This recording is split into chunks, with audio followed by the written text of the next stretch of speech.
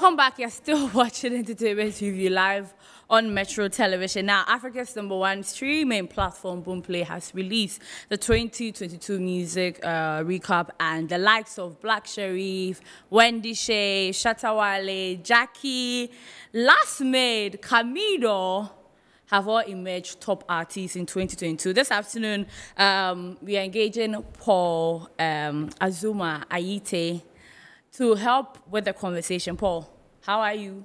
Yeah, I'm great. Shocking names there. Shocking. Shocking. Like some people. Yeah, and certain songs are actually topped. I'm really, really surprised. But then let's start the conversation by summarizing to us what the Boomplay Recap 2022 is all about. Okay, so the Boomplay Recap is basically an annual music report that we put out based on the music consumption on the Boomplay platform.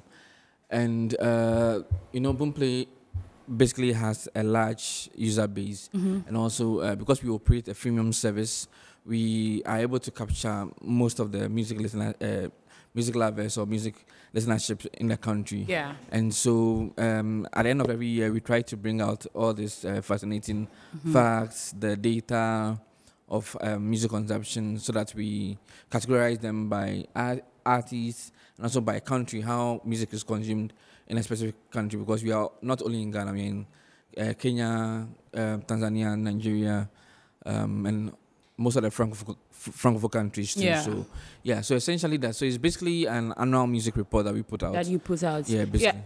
But from a PR's perspective, from a marketing perspective, how relevant is this Boomplay recap relevant for the Ghanaian music industry? Yeah, so, okay. So, first of all, music data is very important. It helps in a lot of decision-making that has to do with the music business currently. Because a lot of what we do is digital now. And so you need the back-end data as to what your performance has been over the years. So for the artist, for instance, it helps them to make decisions based on which traction am I getting for which releases. Okay. Yeah. You know, what are the numbers saying? Which areas am my music being streamed more? True. So the artists tend to make all these decisions based on the data that is available. Also, for our industry, we need to actually move towards you know, commercializing our industry and also providing value. You need listenership actually helps in the viability of the industry, because one, music listeners will actually translate to those who purchase music or those who subscribe and pay for the music. Yeah. And that also reflects on how well the music does, how well artists can actually also benefit from events, from the music, where they have to tour and all that. So in a nutshell, like the recap is very, very important as it helps artists, it helps the industry, just basically help us to be on our toes as to how well our music is doing and how well engaged, you know, people are actually listening, basically. I want to understand how the collation was done, you know, the processes. Okay, so the collation is done between, it's a period, right? So we considered from 31st October last year, which is 2021, to 1st November 2022.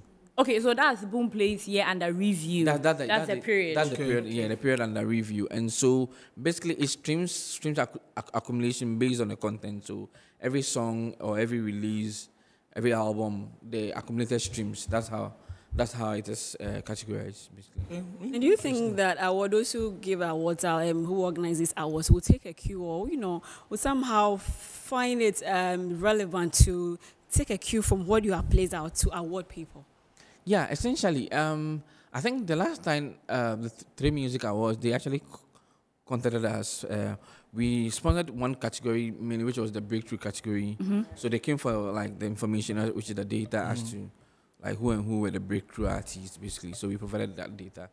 The artists themselves also have like this data at their back end, so yeah, it's also useful. They know what it is. Yeah, useful to them. So for event organizers, yeah, especially award organizers, very, very like useful. It helps because here you are giving the data, like data numbers don't lie. So if only they'll go by it, because in some cases they might probably say it, but then will they go by it? That's the question. But you also have to consider it's basically one channel of many. That's digital. You get it. So there's also radio and there's also other factors. Yeah. Now let's look at some of the interesting insights of the music consumption in 2020. That's very interesting. I really want to talk about that side because there are so many. I didn't know that Ghanaians have New Year's Day favorite song. Yeah. We have Valentine's Day favorite song. Yeah. Ghana's early morning favorite song. We don't have heartbreak. And we have late night favorite song. These are all tabulated by Boomplay. Yeah. Tell us about it. So, for instance, the New Year's favorite song, which is Kofi Kenata's Die Grace Part 2. Yeah, that was the most streamed song that day on 1st January 2022. Wow. Yeah, and perhaps you can say we lean a bit towards the religious side of things, and so because that song is a song of gratitude, and so it had most people listening to that song. Then when you look at also Valentine's Day, for instance, Akwaba's Obia featuring Sinaso was also the most listened to song on the platform, the Boomplay platform, on the Valentine's Day. And Ghana's early morning favorite song, Local Praise. So once we realized was that the early morning and the late night songs were all gospel songs. Yeah, because people wake up with God and go to bed with God. Right. Essentially. Okay. So, wow. Yeah, and can you get the demographics? We have those you have it, but you make it we public. need to pay a visit to Boomplay to see. some information with the DSP we can provide certain information. Yes, because but just that once we are noticing is listenership is gradually spreading, especially digitally across the country. It's dense in Accra, Kumasi, Takrady, most of the urban areas and the music spots in Ghana. But we realized the northern region is also catching up, and also Sonyani area, especially particularly we traced it down to the University of Natural Resources area. Yeah, we had a lot of the students are exactly. We had a lot of streams coming. Yeah. Would you say that over the period or the year under review, Ghanaians have improved their streaming? I don't know to use skill, skills, but has streaming improved? Are they understand, or are we understanding what streaming really is? Yeah, gradually we are getting there. It's probably may take a while, and we are in for the long game. So, but we've noticed, for instance, even on our platform, we've realized there's been an increase of about 248% of streaming. From Boomplay side, you have increased. Year, which is from last year. Yeah. So last year we did around 160 something. Yeah. But this year it's 248, which is an improvement. And so by people are actually getting to stream.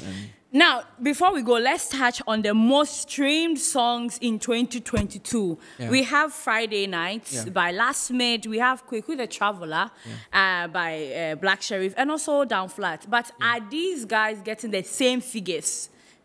Are they getting the same? Like the most streamed. So someone has to be up, or it's in. It's in. Oh, okay. So the first is Friday Night. That's what I was saying. Wow. So that data is the recap by country. So it's based on the country consumption and not external. Okay. So the music that listeners in Ghana, they streamed more of Friday nights. So I get this comment from people asking because they felt People might think that would have been KKT was bigger than Last Mid, but KKT had more listenership outside Ghana than in Ghana. You see Ghanaians. Look up. But even Friday Night still had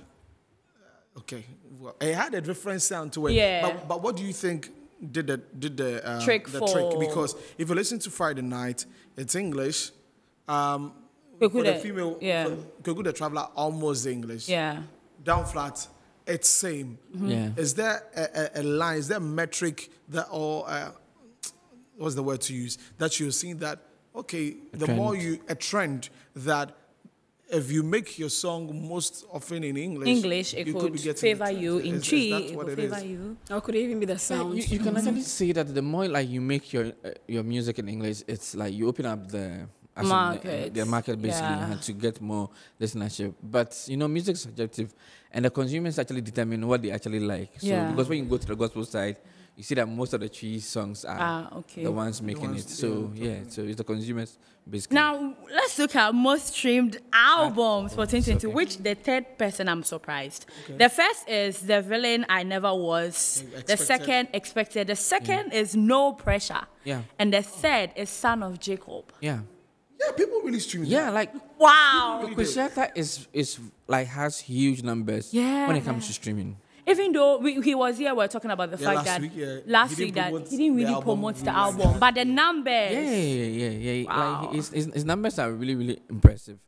And also, I think he also kept long before releasing the album. Yeah. So there was a lot of anticipation. Okay. So that drove listenership to the album. So to the album. Now to top male artists 2022, Black Sherif is number 1, Shatta Wale is number 2, and the third is Last Made. Yeah. What happened to Camido? Okay, so one unique thing we realized with Camido is that most of his streams were not coming from Ghana. Ghana. His listenership was a lot more in Nigeria, Kenya, Zambia. Wow. On our platform than in Ghana, and so that accounted for it. But it's also a good thing for him as an artist because he's spreading his family. Yeah. There'll be a lot of tours. Exactly. So he helps him more opportunity for. But just the interesting fact is Shatta Wale's position. A lot of people. Yes, I was happy to Shatta Wale. No, but Shatta, what you realize that what we've also gotten from the recap is that there's a lot of residual listenership. People are not actually also just listening to new music. Yeah. But they are taking music from. Yeah. So Shatta came from the backdrop of he released the Manacles of Shatta last year. He came in, did On God. Then he dropped a collaborative project with Medical, an EP, and he himself dropped the Truth EP, and also a couple of other singles, all in anticipation for the Youth of God album. Yeah. And so his number of releases, I think he had the most number of releases in the year. That's how come JJC started coming up. Exactly. So it's accumulation of all these streams. So it's basically the frequency with which and the consistency with which he was releasing. That enabled him to get to those streams. And now to the female artists, we have Wendy Shay, that's number 1, Jackie, number 2, and Dinah Hamilton, number 3. Yeah. Wendy Shay. Wendy Shay, She also dropped a project before. The Enigma. Enigma was just recently. I mean, the project before Enigma, exactly. So, and also she also accumulated a couple of other singles. I think Heaven and a few other songs. Survivor, which did very, very well. So that's what I counted for that. And I'm glad to see a gospel artist, Dinah Hamilton. That's very good. We have that final one, top booming artists for 2022, and that's where Camido is. So the first one is Last Made, second is Camido, and DJ. Yeah. DJ. So this category is for artists that we've realized that they've gone. Let me put it, they had phenomenal growth in terms of their numbers compared to last year. So when you see Camido's growth from what it was last year, huge growth. Yeah. The same for Last Made and the same for DJ. Interestingly, for Last Made, what happened with the rise of Friday Night, it impacted other songs of his. So we had songs like Atele and Seka featuring Kwame Eugene, all becoming increasing in streams. So I've got a last question. We've got to wrap up. What advice would you give to artists? Going forward, you mean regards to the previous? Yes, because their names I was expecting. Kiddy, I was expecting some, but I'm not seeing it. But then you advice to them. No. So essentially, basically, the way digital, the whole digital music works is that everything works around from social media to whatever you put out, which is even on non-digital platforms, actually all combined to help how you perform on the streaming platforms. So one, I think people need to do quality releases. Just don't put out music because you want to put it out. Yeah. But put out music because you have a plan, you have a marketing plan, how you go about your PR, how everything's coordinated, and also you have to spread the activities. Don't just do everything. People release, and all you see the promotion is just for 1 week and it dies down. No, but Need to spread, basically. Yeah. Thank you very much.